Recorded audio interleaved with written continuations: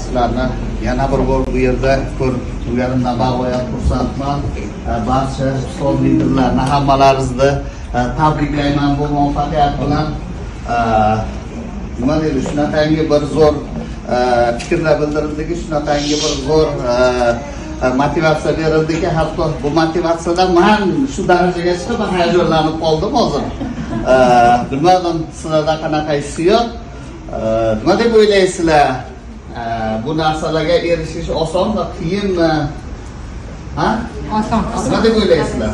Sizlar bilan insonlarning farqi nimada? Ha? Farqi aqlligidami? Yo chiroyligidami? Yo sog'lomligidami? Yo puli ko'pligidami? Yo mashinasi borligidami? Yo chet elga ko'p chiqqanligidami? Nimada? Hech qanaqa farqi yo'q. Kelgan paytda xuddi sizda edi shular ham. Ha, biz ham edik sizdek, siz ham bo'lasiz, bizdek. Shu uchun bir narsa unutmaslik kerakki, oldimizga aniq maqsad bo'lsa, albatta bu maqsadga erishamiz. Faqat u xayolparastlik bo'lmasin. Mana bu liderlarning ichida birorta kasalni ko'rganmisizlar? Ha? Birorta liderni kasal liderni ko'rganmisizlar? Mana bundoq qilib ushayib yurganini. Ha? Allohning opamizni qaraydi. Kim shunday bo'lishni xohlaydi shu yoshga kirgan paytda? Mana sog'lik mana bu yerda bor. Mana bu insonlarni shu joyda sog'ligingizni tiklab turib, siz sog'ligingizni tiklaganingiz uchun sizga majburiy boylik beriladi. Qayerda bor shunaqa imkoniyat? Mana bu imkoniyatni faqatgina biz mana shu yerdangina topa olamiz. Boshqa joyda yo'q. Shuning uchun siz sog'lom bo'lishni xohlasangiz, lider bo'ling. Siz lidermisiz? Siz majbursiz sog'lom bo'lishga, kasal bo'lishga haqqingiz yo'q. Siz xohlaysizmi, yo'qmi? Soppa sog'lom bo'lasiz. Lekin kirib kelgan paytda bizga ham shu sog'ligimiz muammo bo'lsin bilan kirib kelganmiz. Lekin bugungi kunda kim xohlaydi mana shunday go'zal bo'lishni? Kim xohlaydi? Yana aytaman, lider bo'ling.